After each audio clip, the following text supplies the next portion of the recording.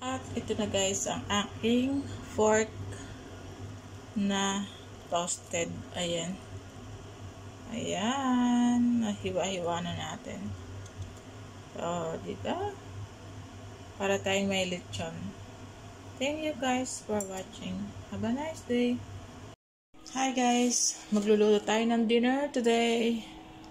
Ito yung aking nakaprepare na lulutuin ngayong araw. So, meron akong pork dito with meron siyang konting taba-taba. So, lulutuin natin siya sa air fryer. So, marami na akong mga short videos ito pero hindi ko na buo. Na video yung buong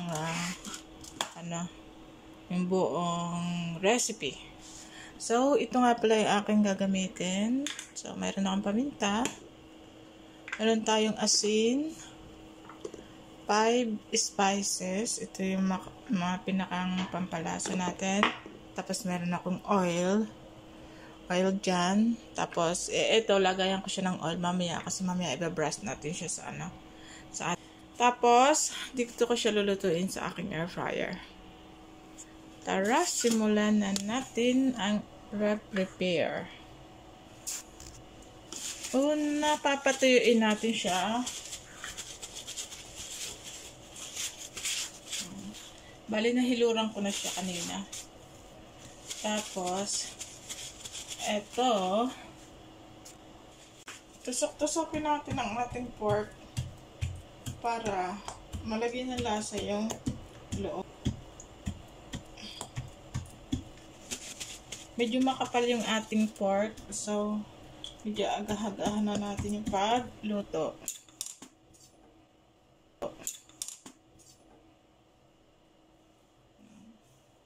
Para manuot-nuot yung lasa sa ilalim.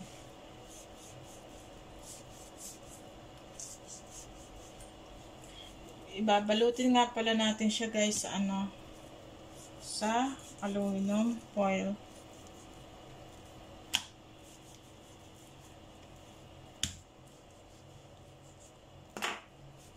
Ayan. Tapos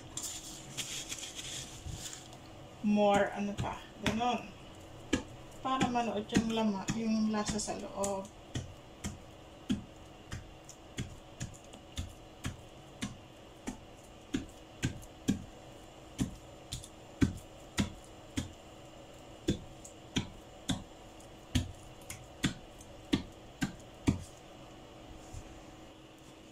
Guys, tapos bago natin lagyan ng seton balutin na muna natin siya sa ating aluminum foil. Yan. Bali, naghugas na nga pala ako ng kamay. Tapos, of course, lalagyan natin siya ng asin.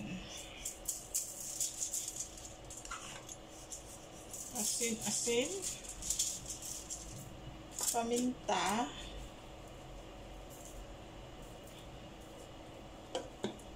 Tapos, ito yung ating 5 spices. Ano siya? Ito yung talagang magpapalasa. By the way, Chinese recipe nga pala. Yan.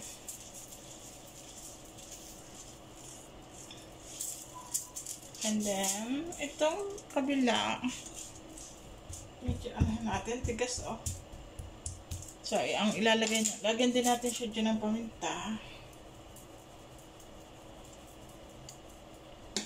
Tapos, 5 spices pa rin.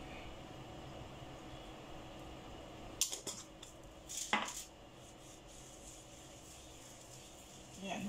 Bulubod na natin maigi. Medyo inagahan ko ang luto kasi makapal. Makapal siya. Para hindi tayo nagra-rushing. Of course, ganito dapat yung lagay. Tapos, dadamihan natin ng asin sa ibabaw. Yan.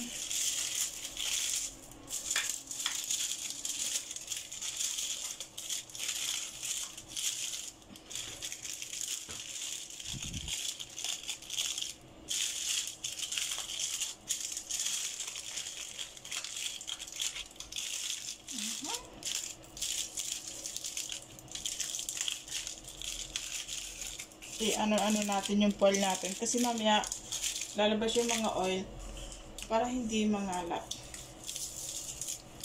Okay.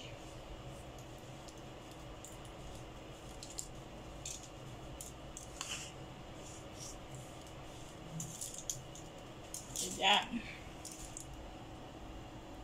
Muna natin ang ating air fryer bago natin ilagay ang ating. Ayan na guys, ready na siya. So, mamaya, papakita ko sa inyo pagka after ng 20 minutes, tatanggalin natin yung asin sa ibabaw at hahaplasan natin siya ng cooking oil. Ito na yung air fryer ko. Bale, papainitin muna natin siya dyan bago natin ilagay ang ating meat. Ito na guys, nilagay ko na. So, 200 degrees sa 20 minutes. Update ko kayo mamaya. Ayan na guys. Ahunin muna natin. Tapos tatanggalin natin yung mga salt sa ibabaw. Ayan na guys. At tatanggalin natin yung salt.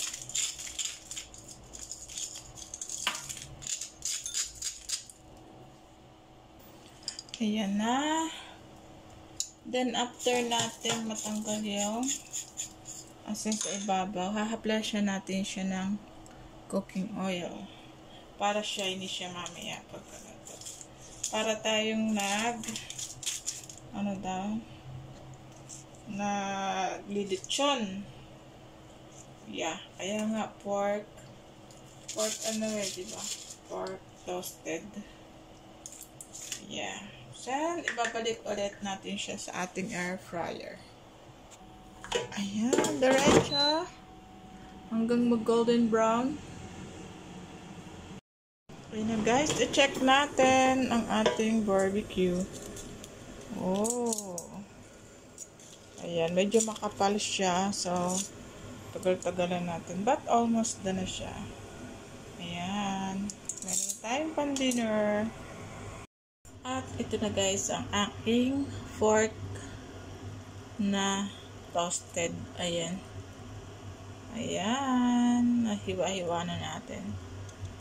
So, diba? Para tayong may lechon. Thank you guys for watching. Have a nice day.